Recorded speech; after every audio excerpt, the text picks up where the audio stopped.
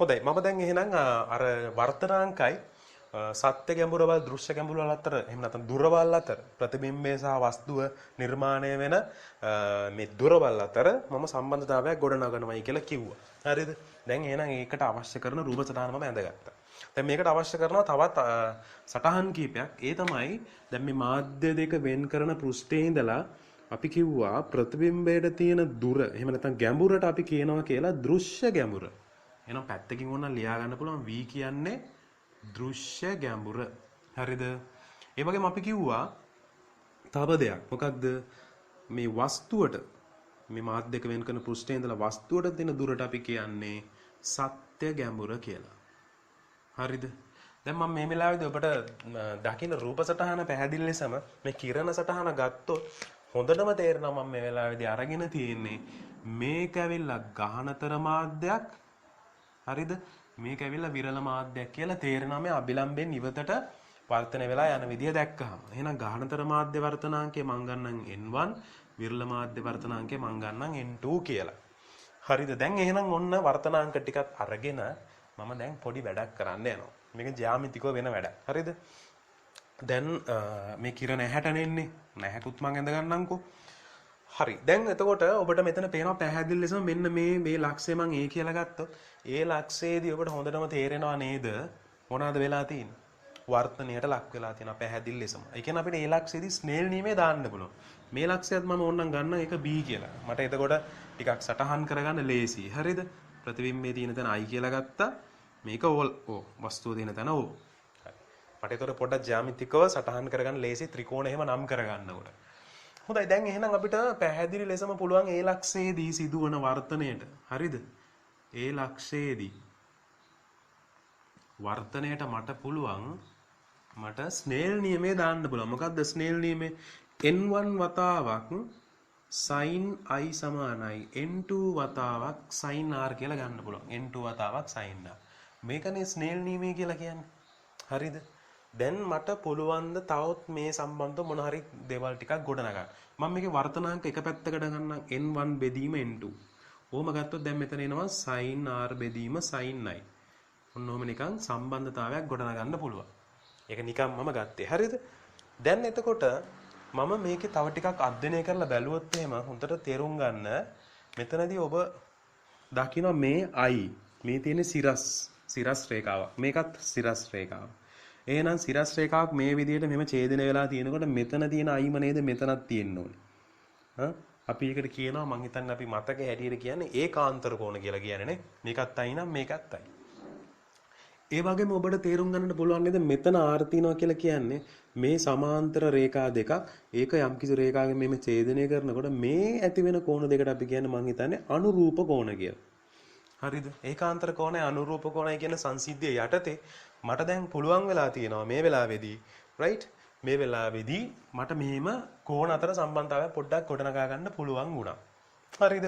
දැන් මම එතනින් එහාට යනවා මෙන්න මෙහෙම දෙයක් කරන්න. මොකද්ද මට කරන්න පුළුවන්? මම මෙතන tan වලින් ගමු. මේ දුර AB කියලා ගන්න පුළුවන් නේ. මෙතනලා මෙතනට තියෙන දුර AB.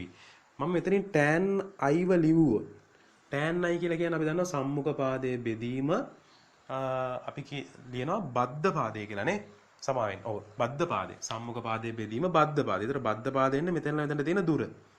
මේ ලොකු ත්‍රිකෝණය ගන්නෙ. අපි ඔන්න ත්‍රිකෝණයත් ලියාගමු tan i ලියනකොට අපි ගන්න ත්‍රිකෝණය තමයි OBA ත්‍රිකෝණය සලකා. එහෙමනම් tan i ව ගත්තොත් අපි ලියන්න ඕනේ සම්මුඛ පාදය කියන්නේ AB බෙදනවා බද්ධ පාදය කියලා කියන්නේ මේ පෘෂ්ඨයේ ඉඳලා B ලක්ෂයේ ඉඳලා O ට තියෙන දුර U. හරිද? ඒ වගේම මට පුළුවන් tan r වත් ලියා ගන්න. මොන ත්‍රිකෝණය සලකාද? මම ලියනවා මෙතනදී IBA ත්‍රිකෝණය සලකා. කවුද IBA කියන්නේ? IBA කියන්නේ මේ කුඩා ත්‍රිකෝණය සලකා.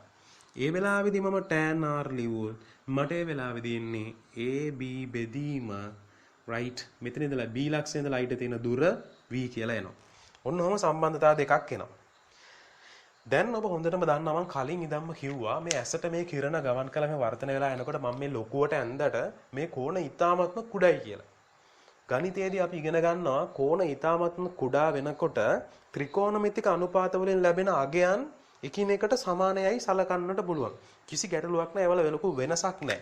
හරිද? ඒ කියන්නේ අපිට ගන්න පුළුවන් sin i කියන එක tan i ට සමානයි කියලා ගන්න පුළුවන්. ඕනනම් ඒක i ට සමානයි කියලා ගන්නත් පුළුවන්. ඒ කියන්නේ කෝණයට සමානයි, කෝණේ විශාලත්වය රැඩ් අගයට සමානයි, රේඩියන් අගයට සමානයි. එහෙම කියලා ගන්නත් පුළුවන්. කිසි ගැටලුවක් නැහැ. මේක හැබැයි වෙන්න නම් මේ කන්ඩිෂන් එක වෙන්න නම් මතක තියාගන්න කෝණ ඊතා කුඩා වෙන්න ඕනේ. එහෙනම් සටහනක් දාගන්න ඕනේ. ඊතා කුඩා කෝණ බැවින් කියලා ලියන්න ඕනේ. හරිද? එහෙම වුණොත් විතරයි මේ මම මේ ගොඩනගන සමීකරණය පවා හරි. හදිස්සියවත් අපි දන්න ඔය ජ්‍යාමිතිකව ගානක් හදාගෙන යනකොට මේ විශාල කෝණ තියෙන්නේ කියලා. මෙතන තියෙන අංශක 45යි මෙතන ඊට වඩා වැඩි අංශක 60ක් විතර එනවා. එහෙම ඒකට කවමදාක්වත් මම මේ ගොඩනගන්න යන සමීකරණ එහෙම දාන්න එපා. සම්පූර්ණයෙන් වැරදි. හරිද? මේ ඊටා කුඩා කෝණ සඳහා ගොඩනගන සමීකරණයක්. දැන් එහෙනම් මට පුළුවන් නම් tan i sin i ට සමාන කරන්න. ඒ වගේම මට පුළුවන් නම් tan r sin r ට සමාන කරන්න. මට පුළුවන් මෙතන sin r වෙනුවට tan r දාන්න. sin i වෙනුවට tan i. එය දාලා ගියන් දාන්න පුළුවන්. ආදේශ කරලා බැලුවොත් මට එන්නේ sin r වෙනුවට tan r දැම්මොත් ab බෙදීම v sin i කියන්නේ අපි දන්නා ab බෙදීම u නේ. tan i ආදේශ කරද්දි උඩ යට මාරු කරලා දැම්මොත් මෙතන එන්නේ u බෙදීම ab. ab ට ab කැපිලා යනවා. දැන් අපිට අවසානයේ දිනවා n1 බෙදීම n2 සමානයි u බෙදීම v කියලා. මොකද්ද u කියන්නේ? සත්‍ය ගැඹුර. මොකද්ද v කියන්නේ? දෘශ්‍ය ගැඹුර. හරිද? මේ ලැබිච්ච සමීකරණය හරි වැදගත්. මේ සමීකරණය මතක තියාගන්න විදියකුත් තියෙනවා. දැන් මෙතන ඔබට පේනවනේ මේ තියෙන සාපේක්ෂ වර්තනාංකයක් නේ මෙතන පෙන්වන්නේ. මේ නිර්පේක්ෂ වර්තනාංක වල අනුපාතයක් විදිහට තියෙන සාපේක්ෂ වර්තනාංකයක්. ඒක හොඳට බලන්න n2 මාධ්‍ය කියලා කියන්නේ ඇස තබන ලද මාධ්‍ය. ඇහැ තියෙන්නේ n2 මාධ්‍ය. ඒතර අපි සෑම විටම ලියනකොට මෙන්න මෙහෙමයි ලියන්නේ. මේක හරි වැදගත්. කොහොමද කියන්නේ? ඇස තබන ලද මාධ්‍යයට සාපේක්ෂව අනෙක් මාධ්‍ය වර්තනාංකය n2ට සාපේක්ෂව වෙනවා. ඇස තබන ලද මාධ්‍යයට සාපේක්ෂව අනෙක් මාධ්‍ය වර්තනාංකයේ සමානයි සත්‍ය ගැඹුර බෙදීම දෘශ්‍ය ගැඹුර. ඔය සමීකරණ ওই විදිහට මතක තියාගන්න. ඇයි මම එහෙම කියන්නේ? හදිස්සියවත් මේක මාරු වෙනවා. අර මම කලින් කියන්නේ ප්‍රතිබිම්බ අඳිනකොට දැන් ඇහැ තියෙන්නේ ගහනතර මාධ්‍යයේ. එතකොට විරල මාධ්‍යය තමයි වස්තුව තියෙන්නේ. එතකොට තිබුණට වඩා ඈතට යනවා. එතකොට මොකද වෙන්නේ? සත්‍ය ගැඹුරට වඩා දෘශ්‍ය ගැඹුර විශාල වෙනවා. එතකොට මේ අනුපාතය මෙහෙම දැම්මොත් සම්පූර්ණයෙන් සමීකරණය වැරදි. ඒ වෙලාවට ඔක මාරු වෙලා තිබුණොත් මතක තියාගන්න සමීකරණේ මෙන්න මේ දෙන්න මාරු වෙන්න ඕනේ. ඇයි ඇස තබන ලද මාධ්‍ය දැන් කවුද වෙන්නේ? n2 නෙමෙයිනේ. ගහනතර මාධ්‍යනේ. කියන්නේ n1 නේ. එතකොට n2 පල්ලහැට එනවා. එතකොට අපි ලියනකොට ලියන්නේ n2 බෙදීම n1 සමානයි u බෙදීම v. හරිද? දැන් අපි දන්නවා මේ ගහනතර මාධ්‍ය n2 වැඩි. හරිද? විරල මාධ්‍යයට වඩා. එතකොට මේ වෙලාවේදී අපි n1 ගෙන් n2 බෙදුවාම අපි දන්නවා මෙතන එන්නේ එකට වඩා වැඩි අගයක්. තේරුණාද? ගහනතර මාධ්‍ය n1 වැඩි. එතකොට විරල මාධ්‍ය n2 අඩුයිනේ. n1 n2 ගෙන් බෙදුවාම එකට වඩා වැඩි අගයක් කියන මේ අවස්ථාවේදී. එතකොට අපි දන්නවා මේ වෙලාවේදී සත්‍ය ගැඹුර වැඩි දෘශ්‍ය ගැඹුරට වඩා. එහෙනම් u බෙදීම vත් එකට වඩා වැඩි, n1 බෙදීම n2ත් එකට වඩා වැඩි. ওই දෙක මාරු වුණොත් එතකොට n1 උඩට යනවා. ගහනතර මාධ්‍ය උඩට යනවා. විරල මාධ්‍ය පහළට එනවා. හරිද? අන්න එතකොට අපි අනුපාතය අපි දැන් හිතන්නකො දන්නේ නැහැ කියලා. ඔන්න මෙහෙම ලියනවා කියලා ළමෙක් මේ විදිහට මෙතන ලියන්න උත්සාහ කරනවා. වැරද්දි කියලා මම පෙන්නන්න. එතකොට දැන් අපි දන්නවා එහෙම මාරු වුණොත් ගානතර මාධ්‍ය තුල නම් ඇහැ තියලා තියෙන අපි දන්නවා විරල මාධ්‍ය නම් වස්තුව තියෙන අපි දන්නවා ඒතර ප්‍රතිබිම්බය පල්ලෙහින් තවත් පල්ලෙහින් ඉන්නේ. අපි අන්තල බැලුවා. ඒතර අපි දන්නවා දෘශ්‍ය ගැඹුර වැඩි සත්‍ය ගැඹුරට වඩා. එහෙනම් සත්‍ය ගැඹුරට වඩා දෘශ්‍ය ගැඹුර වැඩි නම් මෙතන ඉන්නේ එකට වඩා අඩු වගයක්. කුඩා අගයක් විශාල අගයකින් බෙදනවනේ එකට වඩා අඩු වගයක්. දැන් මේ අනුපාතයම ලිව්වොත් මේක තියෙන්නේ එකට වඩා වැඩි අගයක්. එහෙනම් අපි දන්නවා මේ වෙලාවේදී මේ විදිහට වර්තනාංකත් මාරු වෙන්න ඕනේ. ඒ අවස්ථාවේදී. ඒක නිසා හැම වෙලෙම මතක තියාගන්න n1 උඩට ගියොත් අපි ලියන්නේ එහෙමයි. ඇස තබන ලද මාධ්‍යයට සාපේක්ෂව කියපු ගමන් n1 ගෙන් බෙදෙන්න ඕනේ. මෙහෙම එන්න ඕනේ. n1 ගෙන් බෙදන්න. n1 නේ දැන් උඩට තියෙන්නේ. මේ අනිත් කතාවේදී මම මේ කියන්නේ. හරිද? ගහනතර මාධ්‍යය නම් ඇහැ තියලා තින්නේ. එතකොට ඔන්න n1 පහළට එනවා. පැහැදිලිද? ඒක හරියට ඔලුවට දාගන්න. ඒකයි මම මේක ටිකක් වෙලා අරගෙනම පැහැදිලි කරේ. දැන් එහෙනම් අවසානයේදී අපිට ලැබෙනවා සමීකරණයක් ඇස තබන ලද මාධ්‍යයට සාපේක්ෂව අනෙක් මාධ්‍ය වර්තනාංකයේ සමානයි සත්‍ය ගැඹුර බෙදීම දෘශ්‍ය ගැඹුර. පොඩි උදාහරණයක් හදලා බලමු. ඔන්න උදාහරණයක් තියෙනවා මෙන්න මේ විදිහට. හරිද? මේ දෘශ්‍යව පෙනෙන උදාහරණයක් මම දෙන්නම්. දැන් යම්කිසි මිනිහෙක් ඉන්නවා ගඟක් තියමු අපි මෙහෙම ගඟක් ගත්තොත් මේ ගඟක මේ පැත්තේ අපි මෙහෙම වගේ ඉවුරක් තියෙනවා. මේ යූරේ උස ගත්තොත් මේක හරියට මීටර් 6ක් උසයි. එතන ඉන්නවා මේ වගේ මිනිස්සෙක්. මිනිස්සයාගේ උස නොසලකා හරින්නකෝ. ඒකත් එක්කම මීටර් 6 කියලා හිතන්නකෝ. හරිද? එතකොට මීටර් 6ක් ඉඳලා මේ මිනිස්සයා බලනවා මෙන්න මෙතනින් දැන් ඉන්නවා කිමිදුම් කරුවේ. හරිද? මෙතන කිමිදුම් කරුවෙක් වෙන්න පුළුවන්. මොකක් හරි වෙනත් වස්තුවක් වෙන්න පුළුවන්. එතන ඉඳලා තියෙන ගැඹුර මීටර් 8යි. ඔන්න ඔහොම දීලා තියෙනවා. හරිද? ජලයේ වර්තනාංකය ඔබට දීලා තියෙනවා. සාමාන්‍යයෙන් ජලයේ වර්තනාංකය 1.33 කියලා ගන්නෙ. 1.33 කියලා දුන්නොත් හරිද? සුළු කිරීමේ පහසු වෙනින් ඔබ ගන්න 4 බෙදීම 3යි කියලා. හරිද? හැම වෙලේම 4 බෙදීම 3 කියන්නේ 1.3 ඔහොමනේ දිගට යන්නේ. එතකොට අපිට පුළුවන් ඒ වෙලාවේදී 4 බෙදීම 3 ගන්න පුළුවන්. හරිද? ගණනය කිරීම වලදී වැරදි දාන්නේ නැහැ ඒකට. දැන් එහෙනම් ඔන්න ජලයේ වර්තනාංකය 4 බෙදීම 3යි කියලා අරගත්තොත් අපිට කියනවා මේ මිනිස්සයා මේ පල්ලෙහා ඉන්න කිමුදුම් කරුවාව දකින්න ගැඹුර කොච්චරද? දෘශ්‍ය ගැඹුර කොච්චරද කියලා හොයන්න කියලා කියනවා. එතකොට දැන් එහෙනම් අපි දන්නවනේ වාත මාධ්‍යයේදී 1යිනේ වර්තනාංකය. ඇයි වාතයේදී 1යි කියලා කියන්නේ?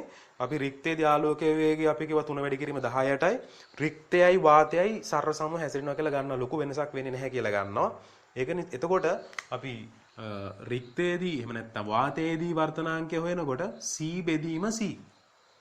එයි උඩින් ලියන්නේ රික්තයේදී ආලෝකය ගමන් කරන වේගයේ බෙදීම එම මාධ්‍යයේදී. දැන් මාධ්‍යයත් රික්තයමනේ. ඒතර c බෙදීම c. එහෙම නැත්නම් වාතයමනේ.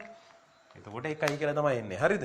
එහෙනම් වාතයේදී වර්තනාංකය 1යි. මම ඒක මුලින් සඳහන් කරන්න බැරි වෙච්ච නිසා තමයි දැන් පොඩ්ඩක් කිව්වේ ඒක.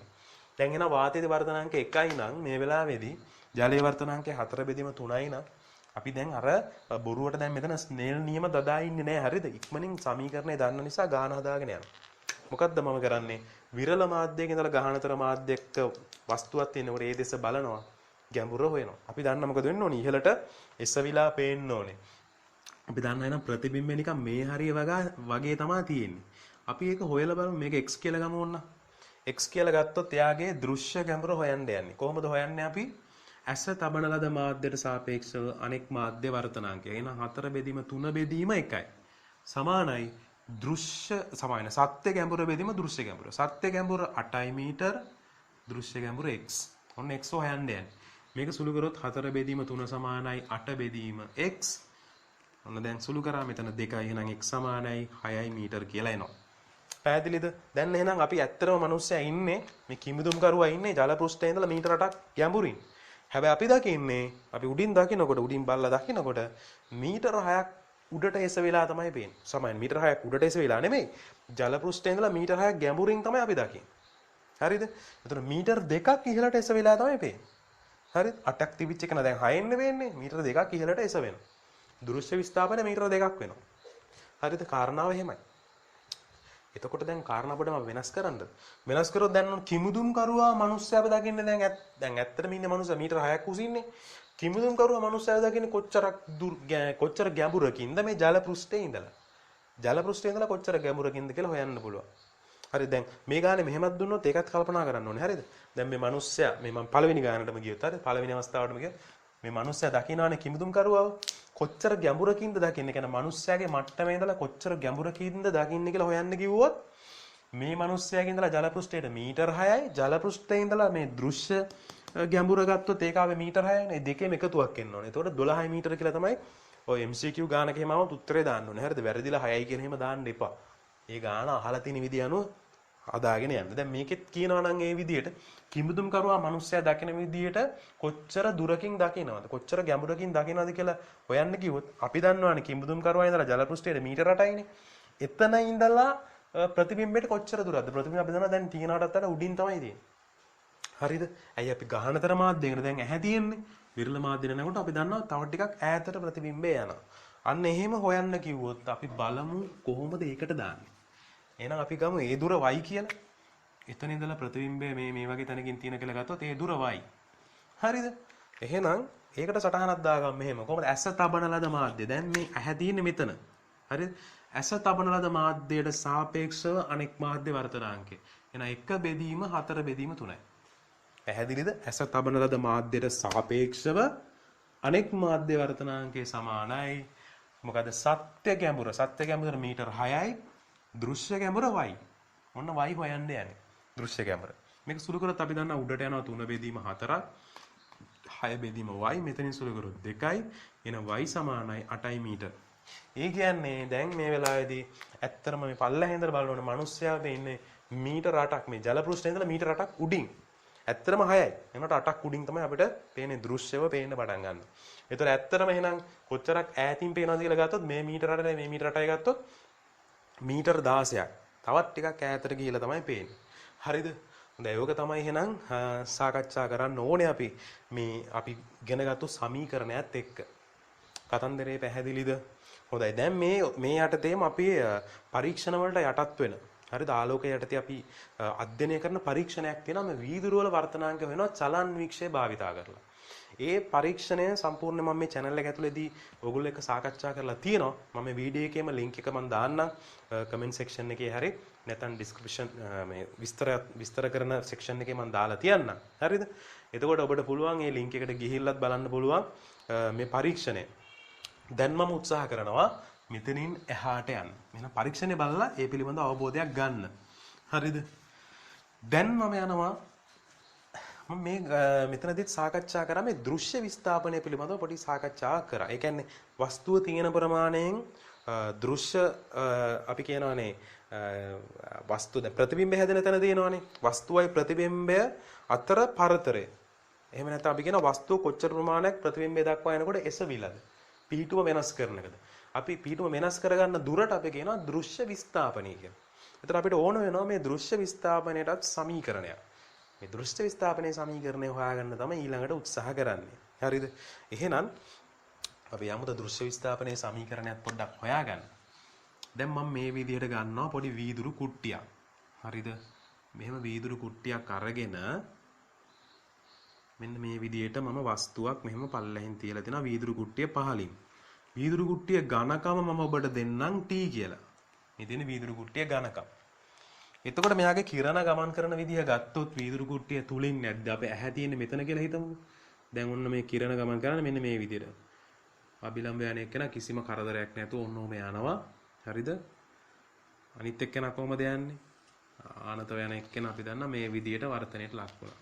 මොකද අපි දන්නවා එළියේ තියෙන වාතය ඇතුලේ තියෙන වීදුරු නම් වීදුරු වල වර්තනාංකය වැඩි. ඒ කියන්නේ එයා ගහනතර මාධ්‍යයක් නේ.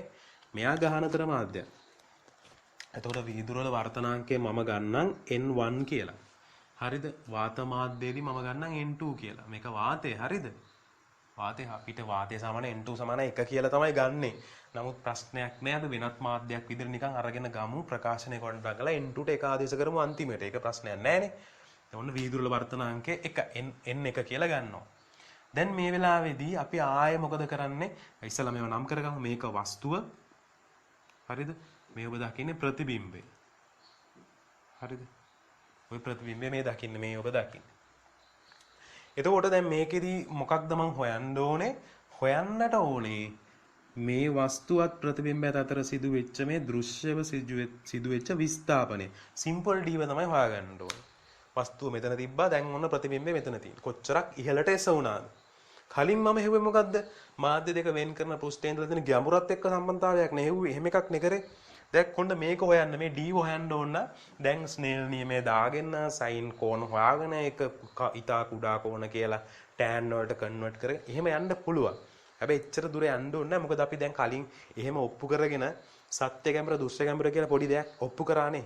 අන්නේ ඔප්පු කිරීමෙන් අපිට පුළුවන් මේ දෘශ්‍ය විස්ථාපනයටත් සමීකරණයක් ගොඩනගන්න. කොහොමද සමීකරණය ගොඩනගන්නේ?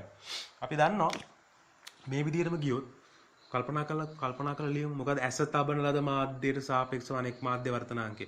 එහෙනම් අනෙක් මාධ්‍ය N1 ඇස තබන ලද මාධ්‍ය N2 සමානයි. සත්‍ය ගැඹුර. සත්‍ය ගැඹුර කියලා කියන්නේ මේ තියෙන මාධ්‍ය වෙන් කරන පෘෂ්ඨයනේ. එතන ඉඳලා වස්තුවට තියෙන දුර කොච්චරද? T. සත්‍ය ගැඹුර T වෙනවා. හරිද? දැන් මම දෘශ්‍ය ගැඹුර ලියා ගන්න ඕනේ D ඇසුරින්. මේ සිම්පල් D ඇසුරින් තමයි දෘශ්‍ය ගැඹුර ලියන්න ඕනේ. මොකද අපිට එතකොට තමයි සමීකරණයක් ගන්න පුළුවන් D වලට. හරිද? එතකොට මම ලියනකොට දෘශ්‍ය ගැඹුර කියලා කියන්නේ මෙතන ඉඳලා ප්‍රතිබිම්බයට දෙන දුරනේ. එතකොට අපි දන්නවා මේ මෙතන ඉඳලා මෙතනටම තියෙන දුර T නම් වස්තුවේ ඉඳලා ප්‍රතිබිම්බයට තියෙන දුර D නම් මේ පොඩි කොටස අපිට එනවා T ගෙන් D අඩු කරපුවාම. එහෙනම් මෙතන ඉන්නේ T ඍණ D කියලා. දැන් මම මේක සුළු කරන්න විතරයි තියෙන්නේ. T ඍණ D ගෙන් මේ ප්‍රකාශනය වැඩි කරලා එතකොට එනවා N1 බෙදීම N2 සමානයි T. මට D වුක්ත කරන්න ඕනේ. එහෙනම් මෙයාලව එහා පැත්තට ගෙනියන්න ඕනේ. සම්පූර්ණ ප්‍රකාශනයම n1 බෙදීම n2 ගෙන් බෙදනවා. එහෙම නැත්නම් n2 ගෙන් මේ පැත්ත වැඩි කරා n1 ගෙන් බෙදුවා හරස් ගුණිතේ. එහෙනම් t ඍණ d එනවා n2 බෙදීම n1 වතාවක් t කියලා. දැන් d උක්ත කරොත් d මෙහාට ඇති ධන වෙනවා මෙහා මෙහෙට එද්දි ඍණ වෙනවා. හරිද? d උක්ත කරනවා. එතකොට මට ඉන්නේ t ධන n2 බෙදීම n සමාන ධන නෙමෙයි ඍණ වතාවක් t. යා මෙහෙට එනකොට ඍණ වෙනවනේ. දැන් මට පුළුවන් මේකෙන් t ව එළියට අරගත්තොත් ප්‍රකාශනයක් ගොඩනගා ගන්න d සමානයි t වතාවක් 1 ඍණ n2 බෙදීම n1. ඔන්න ඔහම ලියන්න පුළුවන්. දැන් මේ මොකද්ද මේ තියෙන්නේ? මේ තියෙන දෘශ්‍ය විස්ථාපනය සඳහා ප්‍රකාශනයක් තමයි ගොඩනගලා තියෙන්නේ. දෘශ්‍ය විස්ථාපනය t කියන්නේ මාධ්‍ය ඝනකම. හරිද? ඒතර 1 ඍණ n2 බෙදීම n1. n2 කියන්නේ මොකද්ද? ඇස තිබිච්ච මාධ්‍ය. n1 කිව්වේ ඒ අපිට අදාළ මේ වර්තනයට ලක් වෙන්න හේතු වෙච්ච මාධ්‍ය. එහෙම නැත්නම් වස්තුව තිබිච්ච මාධ්‍යයන් එහෙම හිතන්න පුළුවන්. වස්තුව තිබුණ මාධ්‍ය. හරිද? දැන් කෙනෙකුට එහෙම කම වස්තුව තිබුණ මාධ්‍ය කියලා කිව්වොත් ඒකත් පොඩි වැරද්දක් තියෙනවා. ඒ වැරද්ද මම මොකද්ද කියලා කියන්නම්. හරිද? n2 n1 කියලා කියන්නේ අතර වස්තුව තිබිච්ච මාධ්‍යම වෙන්න ඕනේ නැහැ. හරිද? වර්තනයට ලක් වෙන්න හේතු වෙච්ච අනෙක් මාධ්‍ය එහෙම හිතන්නත් පුළුවන්. හරිද? කොහොම හරි n2 කියලා කියන්නේ ඇස තිබිච්ච මාධ්‍ය. ඒක තමයි ඔළුවේ තියෙන්න ඕනේ. හරිද? එතකොට දැන් මේක වාතය නම් මොකද වෙන්නේ? n2 සමානයි 1 වෙනවා.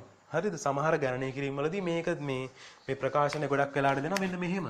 d සමානයි t වතාවක් 1 ඍණ හරිද? 1 යට n කියලා දෙනවා.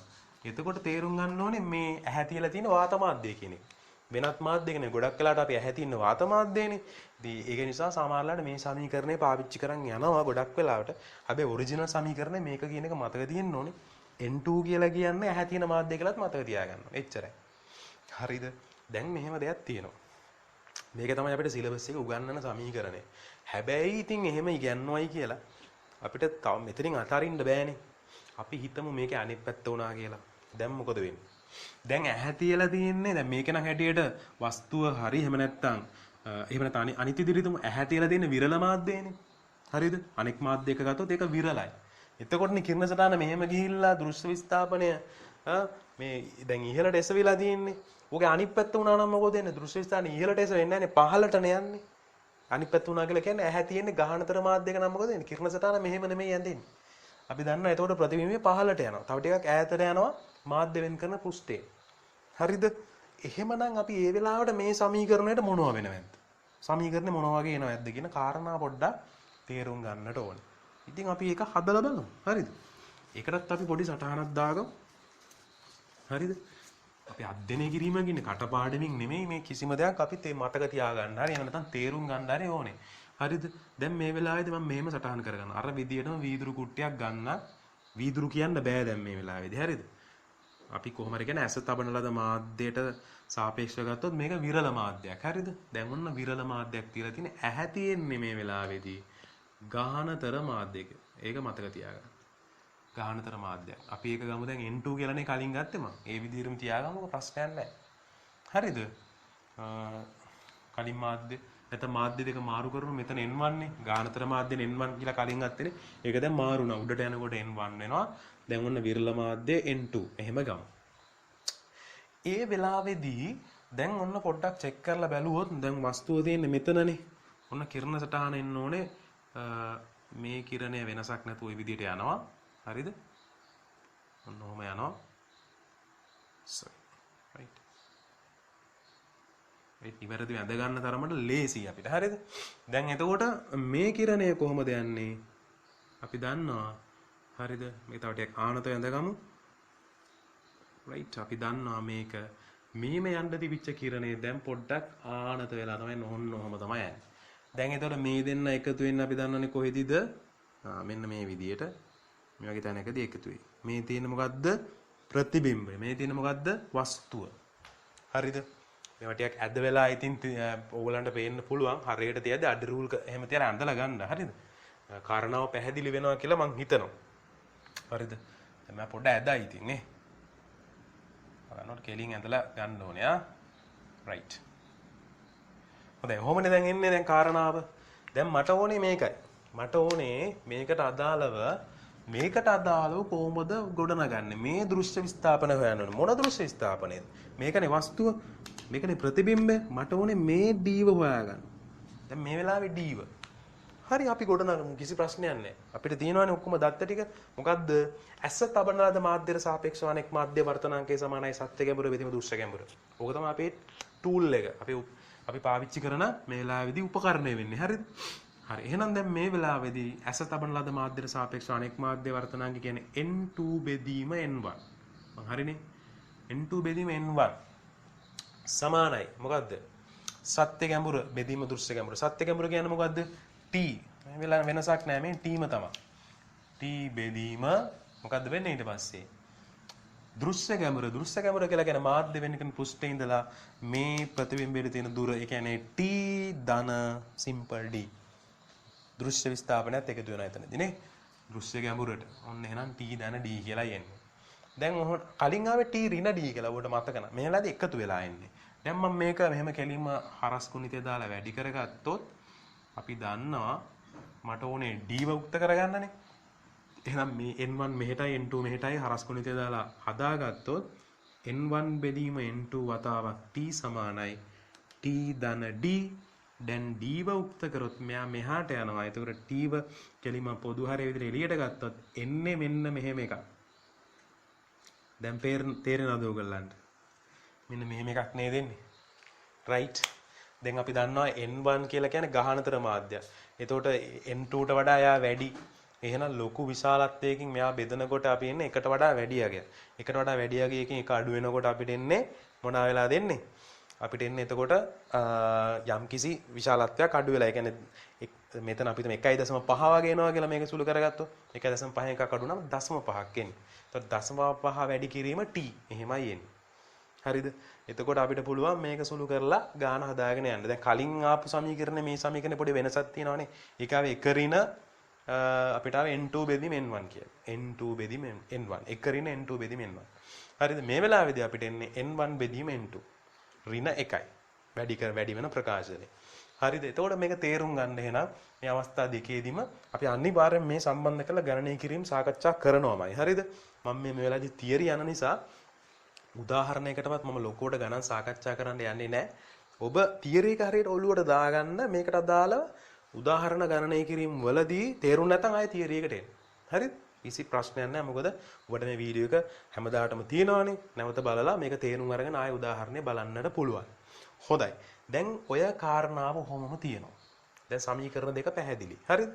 ඔය කාරණාව ඔහොමම තියෙනකොට මම යනවා තවත් හොඳයි ඊළඟට මම අර වැදගත් කාරණාවක් පිළිබඳව සාකච්ඡා කරන්න කියලා තියෙනවා කිව්වා. ඒ සාකච්ඡා කරන්න ඕන වැදගත් කාරණාවට අදාළව මම පොඩ්ඩක් රූප සටහන කලින් ඇඳගත්තා. මොකද ඒක ටිකක් රූප සටහන ඇඳගන්න ටිකක් අපහසු වෙන නිසා. හරිද? මේ රූප සටහන ඇඳලා බලපුවාම මම මෙතන කියන්න හදන්නේ මෙන්න මේ වගේ දෙයක්. හරිද? දැන් මම ගන්නම් ඇහැ තියලා තියෙන මාධ්‍ය මේ වෙලාවේදී හරිද? ඒක විරල මාධ්‍ය n2 මාධ්‍ය කියලා. මේක ගහනතර මාධ්‍ය හරිද? එක්ක වර්තනාංක n1 කියලා ගන්නවා. දැන් මම කලින් කිව්වනේ වස්තුව හරියටම මේ ගහනතර මාධ්‍යෙම තිබ්බනම් ඒ කියන්නේ මෙතනම තිබ්බනම් හරිද? දැන් මම මේ කිරණ සටහන පැත්තකින් තියලා ඉන්න මේ පැත්ත අමතක කරලා මෙතන නම් වස්තුව තියෙන්නේ අපි කොහොම මේ විදිහට වර්ධනය වෙලා යනකොට ප්‍රතිබිම්බේ මෙතන නිර්මාණය වෙනවායි කියලා කිව්වේ. තාපකාලිකව ගත්තොත් මෙන්න එතන තමයි ප්‍රතිබිම්බේ. මේක ඕනනම් O1 කියලා ගත්තොත් මෙතන I1 කියලා ගන්න පුළුවන්. හරිද? එතකොට මේ විදිහට දෘශ්‍ය විස්ථාපනයක් D ප්‍රමාණයක් ඉහළට එසවෙනවා. මේ පරතරය ගත්තොත් අපිට නිකන් ගන්න පුළුවන් D කියලා. ඕකටනේ අපි මුලින්ම කිව්වේ ගහනතර මාධ්‍ය තුලදී මේ කියන්නේ මේ පෘෂ්ඨයට ගෑවෙන්නම තියලා තිබ්බාම වර්ධනය වෙනවා. ඒතර මම ඒ වෙලාවේදී කිව්වනේ මේ ඇස තබන ලද මාධ්‍ය තමයි විශේෂයෙන් සඳහන් කරන්න ඕනේ. මේ n1 වස්තුව තියෙන්න ඕනෙම නැහැ කියලා. වස්තුව තියෙන්න ඕන මාධ්‍ය කියලා අපි කියන්න ඕනේ නැහැ කියලා. ඒක මම මෙතනදී ඔප්පු කරලා පෙන්නන්න. වස්තුව දැන් මේ වෙලාවේදී මේ මාධ්‍යෙන් එළියේ තියෙන්නේ. හරිද?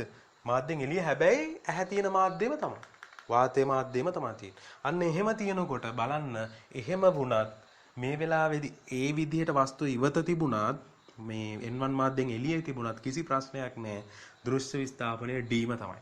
ඒක ඔප්පු කරලා පෙන්වන්න පුළුවන් මේ විදිහට. මොකද ඇහැ තියෙන මාධ්‍යෙමනේ වස්තුව තියෙන්නේ. එතකොට මේ n1 මාධ්‍යයට එනකොට කිරණ එන විදිහට ඇවිල්ලා මේ විදිහට ඔන්න ගහනතර මාධ්‍යකදී අපි දන්නවනේ අභිලම්බේ දෙසට අපගමනය වුණා. ආයි විරල මාධ්‍යයට යනකොට මේ මාධ්‍ය දෙක එක හා සමානයිනේ. හරිද? එහෙනම් ඒගොල්ලන්ගේ වේග සමානයි. ඒගොල්ලන්ගේ ආනතිත් සමාන වෙන්න ඕනේ. ඒ කියන්නේ සමාන්තර වෙනවා. පොඩි පාර්ශ්වික විස්ථාපනයකට ලක් වෙලා තියෙන. ඒ කියන්නේ මෙහෙම යන්න තිබිච්ච කිරණ තව පොඩ්ඩක් මෙහෙට වෙලා තියෙනවා. ඒතර පාර්ශ්වික විස්ථාපනයට ලක් වෙනකොට අපිට පැහැදිලි ලෙසම තේරුම් ගන්න පුළුවන් කිරණ දෙක සමාන්තරයි. හරිද? කිරණ දෙක සමාන්තරයි. ඒතර සමාන්තර කිරණේ මම මෙහෙම දික් කරලා ඇද්දොත් මේ වස්තුව මෙතන තිබ්බනම් දැන් මෙතනනේ ප්‍රතිබිම්බය හැදුනේ. වස්තුව මෙතන තිබ්බනම් ඒතර දෘශ්‍ය විස්ථාපනයේ D. දැන් වස්තුව මෙතන තිබ්බනම් ඔන්න දැන් හැදෙන්නේ ප්‍රතිබිම්බය මෙතන. එතන මේ අපි දෘශ්‍ය විස්ථාපනය හොයලා බැලුවොත් බලන්න මේ රේඛා දෙක සමාන්තරයි. ඒතර සමාන්තර රේඛා දෙකකට අපි සිරස්ව මෙහෙම රේඛා දෙකක් ඡේදනය කරලා ඇන්දොත් අපි දන්නවා මේ තියෙන දුරම තමයි මෙතන එන්නේ. මොකද සමාන්තර ආශ්‍රයයක්නේ. එතනම් මෙතනත් D. හරිද? එහෙනම් පැහැදිලි අවස්ථා දෙකේදීම අපිට හම්බුනේ මොකද්ද? අවස්ථා දෙකේදීම අපිට හම්බෙලා තියෙන එකම දෘශ්‍ය විස්ථාපනය. ඒතර මේ කාරණාව තමයි මම මේ වෙලාවේදී මතු කරේ වැදගත් දෙයක් තියෙනවා සාකච්ඡා කරන්න ඕනි කියන කාරණාව. හරිද? දැන් එහෙනම් මූලිකව මම ওই ටික සාකච්ඡා කරා. දැන් තවත් වැදගත් කාරණා කිහිපයක් තියෙනවා මේ ආලෝකයේ සම්බන්ධව මේ වර්තන සංසිද්ධි සම්බන්ධව සාකච්ඡා කරද්දී. හරිද? ඒ සංසිද්ධිය තමයි දැන් ඊළඟට සාකච්ඡා කරන්න යන්නේ. ඒ තමයි දැන් මම මෙතනදී යම්කිසි මාධ්‍යයක් තුල හරිද? දැන් මේ මාධ්‍යක පතුල එහෙම වස්තුවක් තිබ්බහම එමෙ නැත්තම් ඊටත් පල්ලෙන් වස්තුවක් තිබ්බහම මම කිව්වනේ මෙහෙම දෘශ්‍ය විස්ථාපනයට ලක් වෙනවා. ඒ සමීකරණය ලියන්න පුළුවන් පොදුවේ ගත්තොත් මෙන්න මෙහෙම. 1 ඍණ n2 බෙදීම n1. ඔන්නෝම ලියන්න පුළුවන් කිව්වා. ඇහැ තිබුණොත් විරල මාධ්‍යයක. ඇහැ විරල මාධ්‍යයක තියෙනවා මේ සමීකරණය. හරිද? එතකොට ඇහැ තියෙන්නේ කොහේ මාධ්‍යයකද? විරල. එතකොට ඇහැ තියෙන්නේ අපි ගත්තොත් ගහනතර නම් හරිද? මම මේ යන්නේ ඇහැ. හරිද? ඇහැ ගහනතර නම් සමීකරණ එනවා කියලා කිව්වේ මෙහෙම. මම ලිව්වේ n1 බෙදීම n2 ඍණ 1යි. අයි මම මේ දෙන්න අනුපාතය මාරු කරේ. මොකද n1 එක ගහනතර මාධ්‍ය වෙන්නේ. ඒතකොට ඒකෙදි මේක එනකොට n1 උඩට යනවා n2 පහළ යනවා විරල මාධ්‍ය පහළට එනවා. මේ දෙන්න මාරු වෙනවා. ඍණ එක පස්සට. කියන්නේ එක පස්සට යනවා. ඒක අඩු වෙලා ඉන්නේ. මෙහෙම තමයි එනවා කියලා කිව්වේ. මේ ගහනතර මාධ්‍යකදී. හරිද? දැන් ඔන්න කාරණාවට දැන් ටිකක් වෙනස් වෙනවා. අපි යනවා දැන් මාධ්‍ය කිහිපයකදී වර්තනයට ලක් වෙනකොට හරිද මාධ්‍ය කිහිපයක් ඔස්සේ වර්තනයකට ලක් වෙනකොට එහි සමස්ත දෘශ්‍ය විස්ථාපනය කොහොමද හොයාගන්නේ කියන කාරණාව. සමස්ත දෘශ්‍ය විස්ථාපනය. උදාහරණයක් විදිහට අපි ගන්නම් මෙන්න මේ විදිහට. මාධ්‍ය මම නිකන් ගන්නම් 3ක් විතර. 3ක් විතර ගන්න නිසා ටිකක් අපි පළලට ගමු. හරිද? නැත්නම් කිරණ වර්තනය වෙනකොට අපිට ටිකක් අමාරුයි ඇඳ ගන්න. හොඳයි පැහැදිලිව ඇඳ ගන්නට අපහසු වෙන නිසා අපි මේ වස්තුව මෙතන තියෙන්නේ. හරිද? දැන් මේ මාධ්‍ය වර්තනාංකය n1 කියලා ගන්නම් මේක n2 මේක n3 මේ මාධ්‍ය ඕනනම් n0 කියලා ගන්න. වාත මාධ්‍ය කියලා හිතන්නකො මේක වාතය.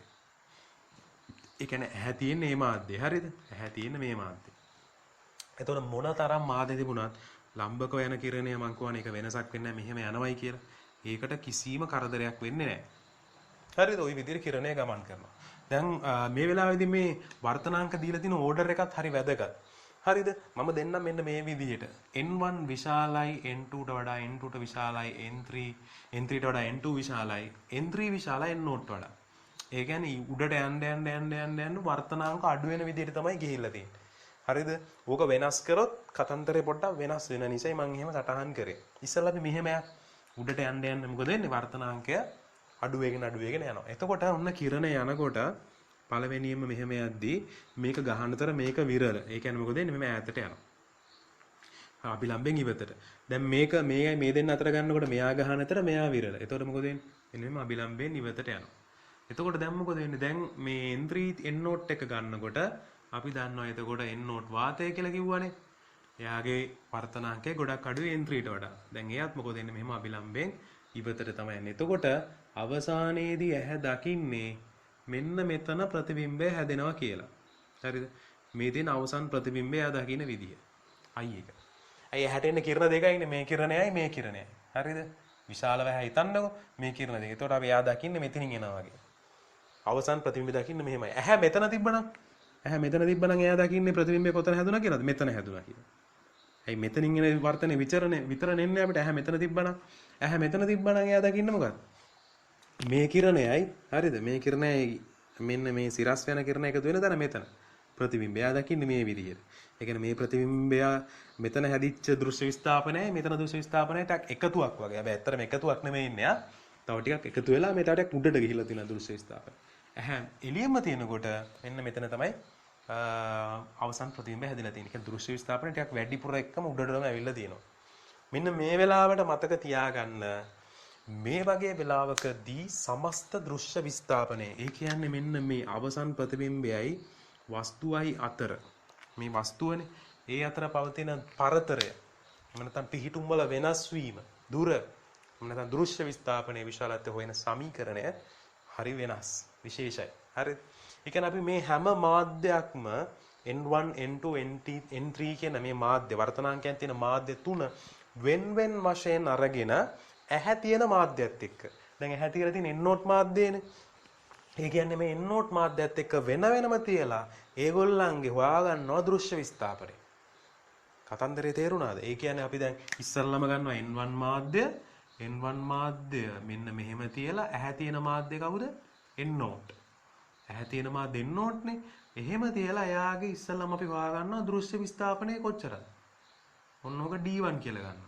ওই විදිහටම මේ මාධ්‍ය තුනටම n2 කියලා ගන්න. මම හැම එකම අඳින්න යන්නේ නැහැ.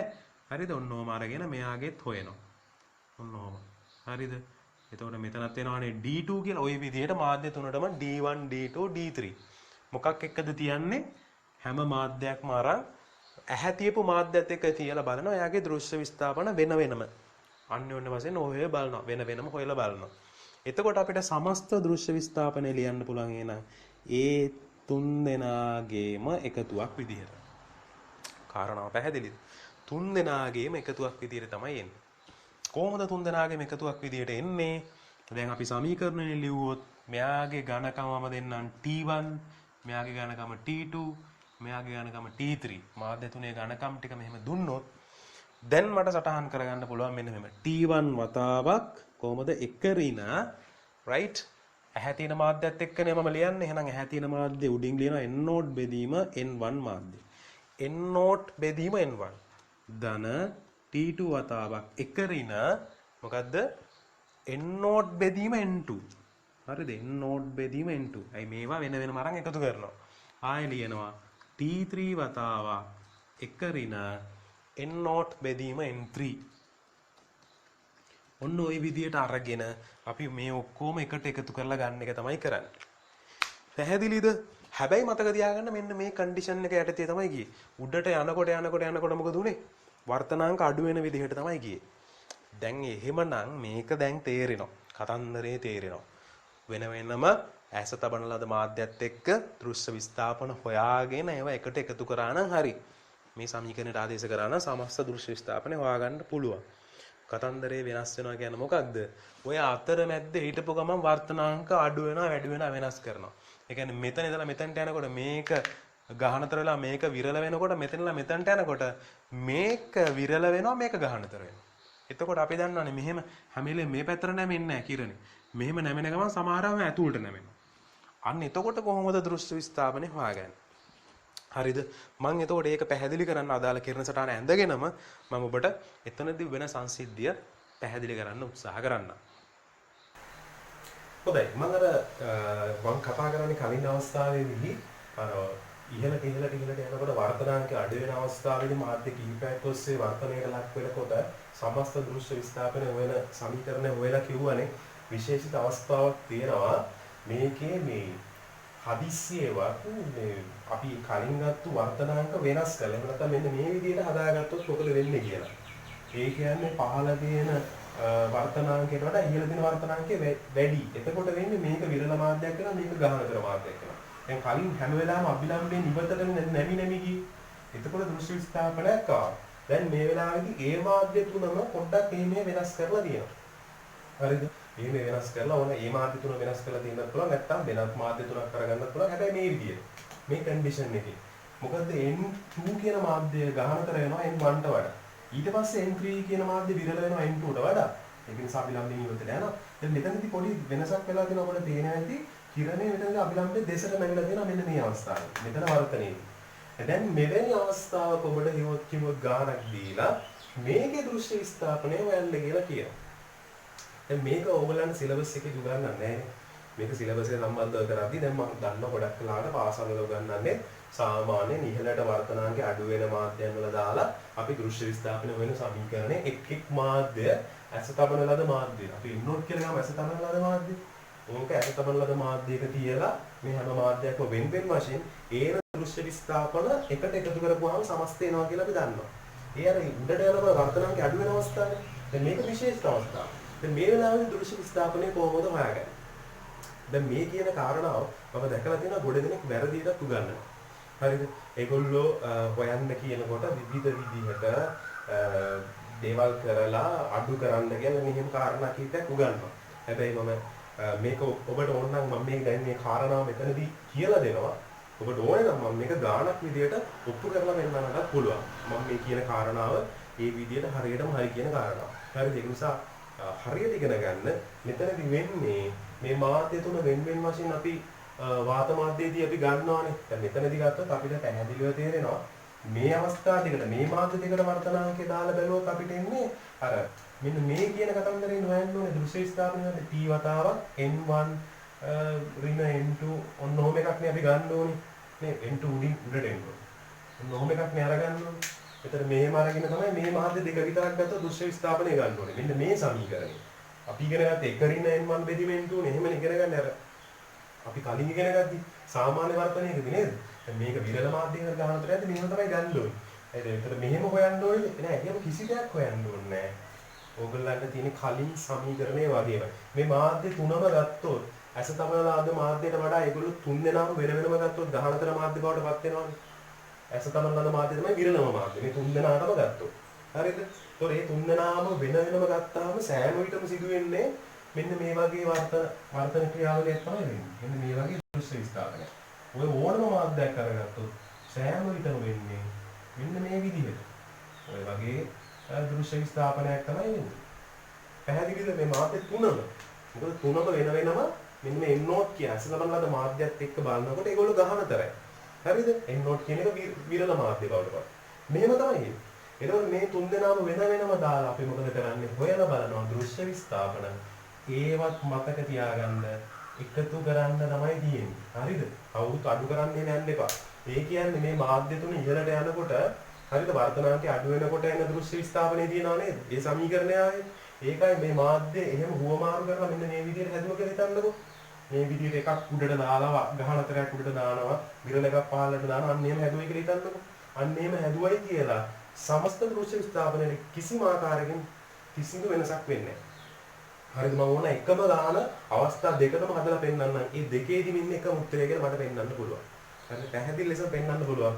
මෙතනදී ඕගොල්ලන්ට එන්නේ t1 වතාවක් එක ඍණ right t1 වතාවක් එක ඍණ එක sorry වාක්ුණාද ඇස තමලද මා n0 නේ n0 බෙදීම n1 දාන මෙතන එනවා එතන t2 වතාවක් එක ඍණ n0 බෙදීම n2 දාන මෙතන t3 වතාවක් එක ඍණ n0 බෙදීම n3 ඔන්න ඔය ආකාරයට සමීකරණය අර පුරුදු විදිහටම තමයි වෙනසක් වෙලා නැහැ.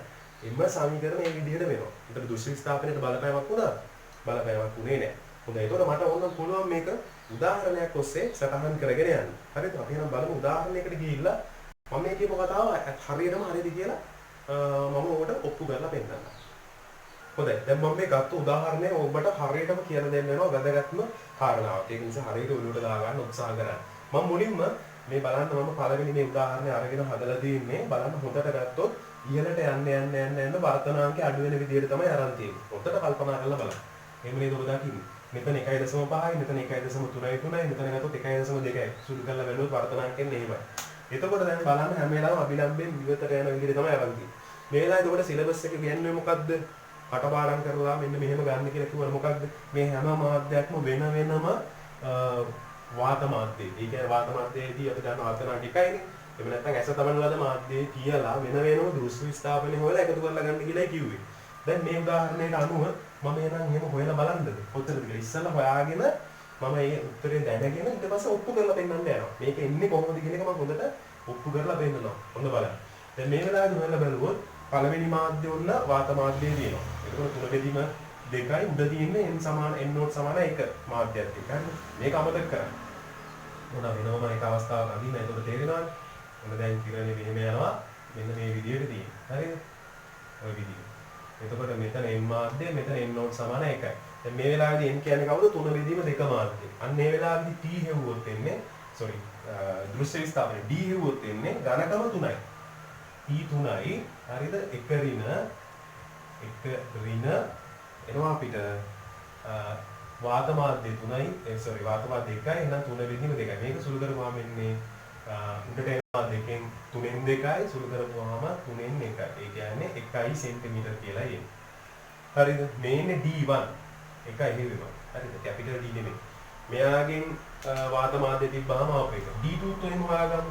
D2 එන්නේ එතකොට එයාගේ වාතය තිබ්බාම 4යි ඝනකම right 1 ඍණ 1 බෙදීම එයාගේ වර්ධනාංකේ 4 බෙදීම 3යි. උඩයට මාරු වෙනකොට එන්නේ 3 බෙදීම 4යි. පොදු හැරය ගත්තාම 4න් 1යි. එතන ඉන්නේ 1 සෙන්ටිමීටර D2. හරිද? ඔන්න D3 හොයනවා. D3 හොයනකොට එයාගේ ඝනකම 6 සෙන්ටිමීටර. 6 සෙන්ටිමීටර 1 ඍණ ඔන්න වාත මාධ්‍ය 2යිනේ 1 බෙදීම 6 බෙදීම 5යි. දැන් මේක සුළු කරලා බලනකොට ඔබට ලස්සනට එනවා 5 බෙදීම 6යි. ඒකෝට පොදු හැරය අරගෙන ගත්තාම 1යට 6යි වැඩි කිරීම 6යි කියන්නේ එතන එන්නේ 1 සෙන්ටිමීටර කියලාම තමයි. දැන් එහෙනම් අවස්ථා කීපෙදීම හොයලා බලපුවාම බලන්න දෘශ්‍ය විස්ථාපනයේ ඉන්නේ 1 සෙන්ටිමීටර 1 සෙන්ටිමීටර 1 සෙන්ටිමීටර D1 D2 D3 මේ තුනේම එකතු කීයද කියන්නේ එතකොට සමස්ත දෘශ්‍ය විස්ථාපනය වෙනවා එතකොට 3 සෙන්ටිමීටර. ඒ කියන්නේ මෙන්න මෙයාව හොයලා බලුවොත් මෙන්න මෙයා මෙතනනේ හැදෙන්නේ. මේ තියෙන සමස්ත දෘශ්‍ය විස්ථාපනය ඒ කියන්නේ කැපිටල් D. ඉතින් alright. ඉතින් මෙතන තියෙන දුර ප්‍රමාණය තමයි මේ කැපිටල් D කියලා කියන්නේ. ඒක එනවා මට 3 සෙන්ටිමීටර කියලා. කල්පනා කරලා බැලුවොත්. දැන් තේරෙනවද?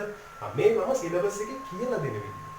මම දැන් ඔප්පු කරලා පෙන්නනවා. ඇත්තටම මේක 3 සෙන්ටිමීටර තමයි එන්නේ කියලා. හරිද? මේ ඔප්පු කිරීම සිලබස් එකේ අහන්නේ නැහැ. කොයි වෙලාවකත් ගානකවත් අහන්නේ නැහැ. කටපාඩම් කරලා ගියා නම් හරි මේ විදිහට. නමුත් ෆිසික්ස් ඉගෙන ගන්නකොට අපි කටපාඩම් කරනවට අමතරව අපිට අවබෝධයක් තියෙන්න ඕනේ මේක කොහොමද ආවේ. හරිද? ඒක තමයි අපේ බුද්ධිය. එහෙනම් අපි අපේ බුද්ධියට ඉඩ දීලා අපි බලමු මේක ඇත්තටම කොහොමද ආවේ කියන කාරණාව. මාධ්‍යෙන් නම් දෘශ්‍ය ස්ථාපන හොයන්න යනවා. ඔන්න පළවෙනි අවස්ථාවේදී ඔන්න බලන්න දැන් අර වගේ වාත මාධ්‍යෙට වෙන වෙනම කියලා හදන්නේ නැහැ. ඒක අපිට කියලා දුන්නේ නැහැ. මේ කියන විදිහට අපි හදාගෙන. දැන් මේ මාධ්‍ය යනකොට ඇස තියලා තියෙන්නේ මෙතන කියලා හිතන්නකෝ. දැන් ඇහැ තියෙන්නේ මෙතන. එතකොට එයා දකින්නේ ඔන්න දෘශ්‍ය විස්ථාපනය මෙතන තමයි ප්‍රතිබිම්බය හැදුනේ කියලා. එතකොට සිදුවෙච්ච දෘශ්‍ය විස්ථාපනය එයා දකිනවා මෙන්න මෙච්චරයි. මේ තියෙන්නේ මම මේක නිකන් D1 කියලා නම් කරගන්න. හරිද? මම D1 හොයලා බලුවොත් හොඳට කල්පනා කරලා බලන්න මෙතන මම D1 හෙව්වොත් එන්නේ D1 සමානයි මාධ්‍ය ඝනකම 3යි. හරිද? right. එතකොට අපි දන්නවා මෙතන ගහනතර මෙතන විරල ඒක නිසා 1 ඍණ 4 බෙදීම 3යි. ඇස තබන ලද මාධ්‍ය 4 බෙදීම 3යි. ඔන්න පල්ලෙහා මාධ්‍ය 3 බෙදීම 2යි. මේක සුදු කරලා බලුවොත් එන්නේ 3යි 1 ඍණ උඩට යනකොට 8යි 9යි 9න් 1 ඒ කියන්නේ 1යට 3යි සෙන්ටිමීටර කියලා එන්නේ D1. හරිද? 1යට 3යි සෙන්ටිමීටර. 3න් 1යි සෙන්ටිමීටර D1 එනවා. දැන් ඊළඟට අපි බලමු මේ වර්තනය. දැන් මම පළවෙනි වර්තනය කියවුවානේ දෘශ්‍ය විස්ථාපනය කොච්චරද කියලා. දෙවෙනි වර්තනයේද මේ ඔබ දකින්නේ දෙවෙනි වර්තනය. ඔන්න මේ ලක්ෂය A කියලා ගත්තොත් මේක B. ඔන්න B ලක්ෂයේදී සිදුවන වර්තනය හොයලා බලනවා. එතකොට බලන්න හොඳට ඒ අදාළ වර්තනයට වස්තුව බවට පත් වෙන්නේ මෙන්න මෙයා නේද? මේ දකින්න එක්කෙනා නේද වස්තුවේ. බලන්නකෝ. මේ රේඛාව කෙලින් වෙනවානේ. සරල රේඛාවක් විතර මෙතනට වෙනවා. අපි දන්නවා කෙලින්ම මේ රේඛාවක් විදිහට එනවා නම් එකම මාධ්‍ය. මාධ්‍ය දෙකක් තිබ්බනම් මේකයි මේකයි මාධ්‍ය දෙකක් කියලා හිතුවොත් ඔබ මම මේ දෙවෙනි වර්ධනය ගැන හිතනකොට එහෙනම් මෙතනදී වර්ධනයට ලක් වෙන්න ඕනේ. ඇයි මෙයාට වස්තු වෙන්නේ දැන් හෙලීම් වෙනවා මේ හෙලීම් වෙනවා. එනකොට මේ ප්‍රතිබිම්බේ යන වස්තුවක් එනකොට හරියටම අපි මාධ්‍ය ඝනකම කියලා ගන්න ඕනේ මෙතන ඉඳලා මේ පෘෂ්ඨයට තියෙන උස. ඒක තමයි ඒ ගැඹුර තමයි මාධ්‍ය ඝනකම කියලා ගන්න. මෙන්න මේ වස්තුව එනවා මෙතන තියෙන උස ප්‍රමාණය තමයි ඇත්තටම මේ වෙලාවේදී මාධ්‍ය ඝනකම කියලා ඔයා ගන්න ඕනේ. එහෙම නැත්නම් 4 සෙන්ටිමීටර් නෙමෙයි.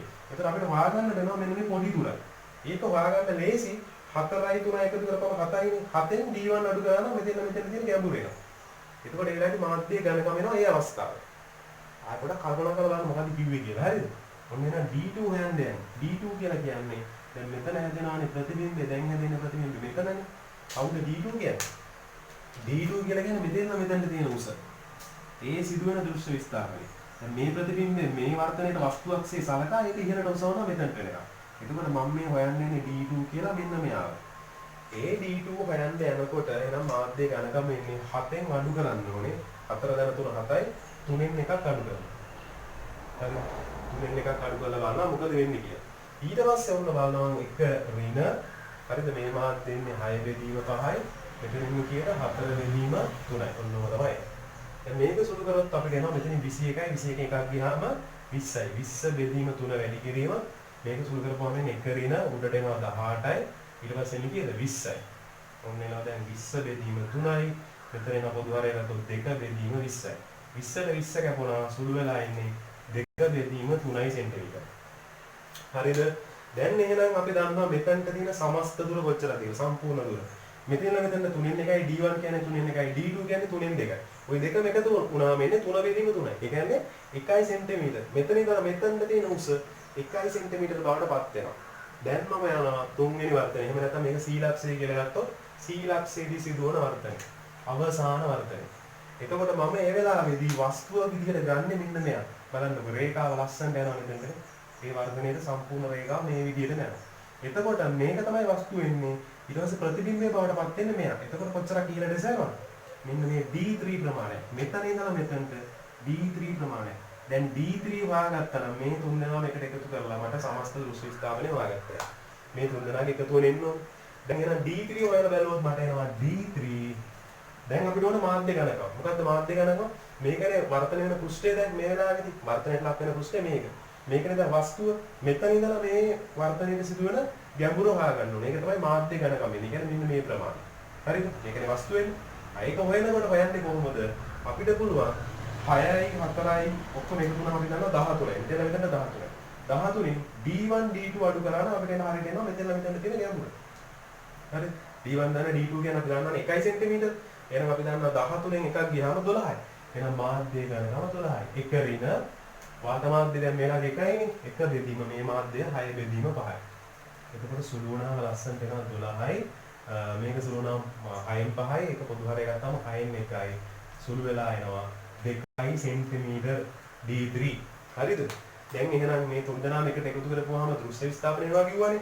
D1 3න් 1යි, D2 3න් 1යි, D3 කියන්නේ 2 සෙන්ටිමීටර. 3න් 1යි 3න් 2යි එකතු වුණාම 1 සෙන්ටිමීටර, 1 සෙන්ටිමීටර 2 සෙන්ටිමීටර එකතු වුණාම කැපිටල් D අපිට මේ වෙලාවේ දෙනවා කීයයි කියලා? 3යි සෙන්ටිමීටර කියලා. හරිද? එතකොට දැන් එහෙනම් මම ඔප්පු කරලා පෙන්නුවා 3යි සෙන්ටිමීටර. කටපාඩම් කරලා ගත්තාමත් එන්නේ 3යි සෙන්ටිමීටර. දැන් කියමු මේ මාධ්‍ය හුවමාරු කරනවා. මම මේ N1 මාධ්‍ය උඩට දානවා, N2 මාධ්‍ය පල්ලයට දානවා. ඒතර මේ වර්ධනය ටිකක් වෙනස් වෙනවා. අපි ළඟේ දෙසට නැමිලා තමයි. අන්න ඒ වෙලාවේදී අපි බලමු සමස්ත දෘශ්‍ය ස්ථාපනය වෙනස් වෙනවද කියලා. හරිද? මම අරින් කිව්වනේ එහෙම වෙන්නේ නැහැ කියලා. අපි බලමු එහෙම වෙන්නේ නැද්ද කියලා. අපි උදාහරණයක් ඔප්පු කරලා බලමු. අපි යමු එකක් වාර. හොඳයි. ඔබට කලින් මම උදාහරණය හදපු විදියට මතක ඇති දෘශ්‍ය විස්ථාපනය ආවේ 3යි සෙන්ටිමීටර කියලා. මේ ගාන හදාගෙන යනකොට දෘශ්‍ය විස්ථාපනය මම ඔප්පු කරලත් පෙන්නුවා. එතකොටත් ආවේ ඔබට 3යි සෙන්ටිමීටර. දැන් මම ඔන්න මාධ්‍ය දෙකක් හුවමාරු කරලා තියෙනවා. ඒ කියන්නේ කලින් අර N2 මාධ්‍ය උඩ තිබුණානේ 4 බෙදීම 3යි කියන එක. ඒක මම පල්ලහැට දාලා පල්ලහැ මාධ්‍ය උඩට දාලා තියෙනවා. එතකොට ඔන්න මේ විදියට තමයි ඔන්න සිදු වෙන්නේ වර්තන ක්‍රියාවලිය. හරිද? දැන් ඔන්න මේක මම මේකෙදිත් හොයලා පෙන්නනවා හරියටම 3යි සෙන්ටිමීටර්ම තමයි සමස්ත දෘශ්‍ය විස්ථාපනය. මේ D ගියාගේ 3යි සෙන්ටිමීටර්ම තමයි. ඒක ඔප්පු කරලාම පෙන්නනවා. හරිද? හොඳයි. දැන් අපි ඉස්සල්ලාම බලමු මෙන්න මේ අවස්ථාවේදී මේ මාධ්‍ය දෙකේ සිදුවන වර්තන ක්‍රියාවලියත් එක්ක එයාගේ දෘශ්‍ය විස්ථාපනය කොච්චරද? ඒ කියන්නේ මෙන්න මේක අපි යා කරලා බැලුවොත් මම මේක වෙන වර්ණයකින් යා කරන්න. මෙන්න මේ විදිහට මම මේ රේඛාව දික් කරලා බැලුවොත් හරිද? මෙන්න මෙතන තමයි එහෙනම් ප්‍රතිබිම්බය හැදෙන්න ඕනේ. එතකොට අපි හොයාගන්න ඕනේ මෙන්න මේ ඉස්සල්ලාම මේ D1 කියන දෘශ්‍ය විස්ථාපනය. ඒක හොයන්න මොකද්ද දාන්න ඕන සමීකරණය. මේ මාධ්‍ය දෙක විතරක් සලකනවා. හරිද? මේ මාධ්‍ය දෙක සලකද්දී ඔන්න ඝනකම වෙන්නේ 4යි සෙන්ටිමීටර. හොඳට කල්පනා කරන්න. හරිද? මෙතනින් ආව වර්ධනය වුණාම ඔන්න වීදුරුවේ ඝනකම එහෙම නැත්නම් මේ මාධ්‍ය ඝනකම 4යි සෙන්ටිමීටර. එතකොට අපිට පුළුවන් දෘශ්‍ය විස්ථාපනය හොයන්න D1 හොයන සමීකරණයේ විදිහට 4 වතාවක් ඔබට මතක නම් මේකනේ සමීකරණය. T වතාවක් මොකක්ද? 3 බෙදීම 2 බෙදීම 4 බෙදීම 3 ඍණ 1යි. ඔන්න ඔහොම. ඒ කියන්නේ N1 බෙදීම N2 ඍණ 1යි කියලා තමයි ආවේ. අර කලින් සමීකරණය අර normally අභිලම්බේ නිවතට යන අවස්ථාවේ දෙන සමීකරණ මෙහෙම නෙවෙයිනේ. එක ඍණ කියලා එන්න ඕනේ අනුපාතයේ වර්තනාංකවල. මේක එන්නේ මේ විදිහට. හරිද? වැඩිම වර්තනාංකයේ දෙන වර්තනාංකය බෙදනවා n1 බෙදනවා අඩු වර්තනාංකේ. ඒක එකෙන් අඩු කරනවා. එතන t කියලා එන්න ඕනේ 4 සෙන්ටිමීටර මේ වෙලාවේදී. මේක සුළු කරලා බැලුවොත් අපිට එනවා ලස්සනට උත්තරය 9 බෙදීම 8යි ඍණ 1යි. මේක සුළු කරත් එන්නේ 4 වැඩි කිරීම 1යට 8යි කියන්නේ. ඒ කියන්නේ ලස්සනට උත්තරේ එනවා 0.5 සෙන්ටිමීටර කියලා. ඒ කියන්නේ D1 කියන්නේ 15ට 0.5ක් ගිහිල්ලා තියෙනවා. හරිද? දැන් මම ඔන්න දෙවෙනි අවස්ථාව ගැන හිතනවා. ඔන්න දෙවෙනි වර්තනය. මෙතන දෙවෙනි වර්තනයේදී හැදෙන ප්‍රතිබිම්බය හැදෙන්න ඕනේ මෙතන. හරිද? මෙතන හැදෙනවා කියලා කියන්නේ අපි දන්නවා එයාට වස්තුව වෙන්නේ මෙයා. මේ වර්තනයට වස්තුව බවට පත් වෙන්නේ මෙන්න මෙයා. මෙතනින් ඇවිල්ලා තමයි මෙන්න මෙහෙම වර්තනය වෙලා තියෙන්නේ. මෙහෙම කෙලින්ම ආවා. දැන් අපි උපකල්පනය කරනවා. හරිද? මේක තමයි වස්තුව කියලා මේ ප්‍රතිබිම්බය. මේ වර්තනයේදී ඇතිවෙච්ච ප්‍රතිබිම්බය තමයි මේ වර්තනයට වස්තු වෙන්නේ. ඔන්න ඔහොම ඇවිල්ලා වර්තනයට ලක් වෙනවා. එතකොට අපි බලන්න ඕනේ මෙතනින් වස්තුව තියෙන්නේ. එතන ඉඳලා මෙන්න මේ වර්තනය වෙන පෘෂ්ඨය දක්වාම සම්පූර්ණයෙන්ම ඒ එකම මාධ්‍ය තියෙන්නේ. ඒ කියන්නේ මේ 3 බෙදීම 2 කියන මාධ්‍ය තමයි පල්ලෙහාට වෙනකම්ම තියෙන්නේ. ඇයි මං එහෙම කියන්නේ? මේ කිරණය කෙලින්ම ආපු නිසා. ඒ කියන්නේ වර්තනයට ලක්ුනේ නෑනේ කෙලින්ම එනවනේ. කෙලින්ම එනවා කියලා කියන්නේ එකම මාධ්‍යයක් තමයි පල්ලෙහාට එනකම්ම තියෙන්න ඕනේ. එහෙනම් මේ මාධ්‍ය ඝනකම අපි හොයාගන්න ඕනේ. හරිද? මේකනේ වර්තනයට ලක් වෙන මාධ්‍ය වෙන් කරන පෘෂ්ඨය. එතන ඉඳලා මෙන්න මේ වස්තුවට තියෙන ඝනකම හෙව්වොත් 3යි 4යි එකතු වෙනවා මෙතනලා මෙතනට එතනට D1 උත් එකතු වෙනවා. එතකොට සම්පූර්ණ ඝනකම එන්නේ මාධ්‍ය මෙතනලා මෙතනට ඝනකම එන්නේ 7.5යි. එතකොට දැන් අලුතෙන්ම මේ D2 හොයන්න යන්නේ මම. මොකද්ද මේ D2 කියලා කියන්නේ? රයිට් මෙන්න මේ වස්තුවේ ඉඳලා මෙන්න මේ දෙවන ප්‍රතිබිම්බයට කොයිතරම් ප්‍රමාණයක් ඉහළට එසවුනාද? හරිද? මෙතන ඉඳලා මෙතනට කොච්චරක් ඉහළට එසවුනාද? ඒක තමයි මම මේ D2 කියලා හොයන්න යන්නේ. ඒ කියන්නේ මෙන්න මේක හොයන්න යන්නේ. හරිද? D2 එක හොයන්න යන්නේ. එහෙනම් මම D2 හොයනකොට මට D2 හම්බෙනවා මෙන්න මේ විදිහට. අර මං කිව්වා වගේ මාධ්‍ය ඝනකම ඉන්නේ 3/4/0.5යි. ඒ කියන්නේ 7.5. ඒ කියන්නේ 15 බෙදීම 2 කියලා ගමු. එතකොට මේකෙදී සාමාන්‍ය වර්තනයක් සිදු වෙන්නේ. සාමාන්‍ය වර්තනයක් කියලා කියන්නේ අපි දන්නවා එක ඍණ කියලා එළියන්නේ. එක ඍණ උතුරු අඩු වර්තනාංකයේ තියෙන මාධ්‍ය උඩට ලිය වෙනවා. රයිට්? වැඩි වර්තනාංකයේ මාධ්‍ය පහළ ලිය වෙනවා. ඔන්න ඔය විදිහට. හරිද? ඒ කියන්නේ එහෙම නැත්නම් ඇස තබන ලද මාධ්‍යෙන් උඩට ලිය වෙන්නේ. අනෙක් මාධ්‍ය පහළට ලිය වෙනවා. හරිද? එතකොට ඔන්න දැන් මෙතන දිනනවා. දැන් ඇස තබන ලද මාධ්‍ය ගුවාම කෙනෙක් වරද්ද ගන්න බෑ. හැටි ඉන්නේ මෙතනනේ කියලා. නෑ නෑ. මම මේ මාධ්‍යෙට වර්තනනේ හොයාගෙන යන්නේ පළවෙනි අවස්ථාවේදී ඇස තිබුණේ මෙතන. එතකොට ඔන්න මෙතන වර්තනාංක මේ අදාළ දෘශ්‍ය විස්ථාපනය දැන් මෙතන ඇස තියෙන්නේ. ආයකට අදාළ දෘශ්‍ය විස්ථාපනය හොයාගෙන යනවා. මම මේ කොච්චරද මේ D හොයන්නයි මගේ අරමුණ. හරිද? මේක සුළු කරලා આવොත් එන්නේ එක ඍණ මෙතනින් එන 12 බෙදීම 15යි. හරිද? මේ දෙන්න සුළු කරලා ගත්තොත් 12 බෙදීම 15යි. එතකොට මෙතන එන්නේ 15 බෙදීම 2යි. මෙතනින් එනවා 3 බෙදීම 15යි. 15ට 15 කැපුණ උත්තරය එනවා 3 බෙදීම 2යි. එහෙම නැත්නම් 1.5 සෙන්ටිමීටර. එතකොට මෙතන ඉඳලා මෙතනට තියෙන උස ප්‍රමාණය ඉන්නේ 1.5 සෙන්ටිමීටර. එතකොට D1 කොච්චරක් අඩු වෙනවද? ඒ කියන්නේ මේ පල්ලෙහා පෘෂ්ඨේ මේ මාධ්‍ය පහළම පෘෂ්ඨයේ ඉඳලා මෙන්න මෙතනට තියෙන දුරාවේ 0.5 සෙන්ටිමීටර. ඒතන ඉඳලා හරියට මෙන්න මේ ප්‍රමාණයට ආවේ 1.5. එහෙනම් අපිට බය නැතුව කියන්න පුළුවන් මෙතන ඉඳලා මෙතනට තියෙන දුර ප්‍රමාණය ලස්සන්ට එනවා ඒක 1 සෙන්ටිමීටර. ඇයි මම 1 සෙන්ටිමීටර කියලා කියන්නේ? 0.5ක් අඩු කරා 1.5යි. හරිද? මේ ටික එහෙනම් එනවා 1 සෙන්ටිමීටර. දැන් අපි යනවා අවසාන වර්තනයට. ඒ කියන්නේ මෙන්න මෙතන වර්තනයට. අන්නේ වර්තනය හොයනකොට කවුද වස්තුව බවට පත් වෙන්නේ? මෙයා තමයි වස්තුව බවට පත් වෙන්නේ. පේනවද මේ කිරණේ කෙලීම්ම ගිහලා මෙතනට ඇදුන වර්තනයට ලක් වුණා. මෙයා වස්තුව බවට පත් වෙනවා. මෙන්න මෙයා තමයි දැන් ප්‍රතිබිම්බ වෙන්නේ. දැන් මම හොයාගන්න ඕනේ මෙතන ඉඳලා මෙතනට තියෙන දෘශ්‍ය විස්ථාපනය. මේක මම ගන්නවා D3 කියලා. බලන්න හරි කල්පනාකාරීව හදාගෙන ගියොත් මොකද වෙන්නේ කියලා. දැන් ඔන්න D3ව හොයන්න නම් අපිට ඕනේ මාධ්‍යයේ ඝනකම.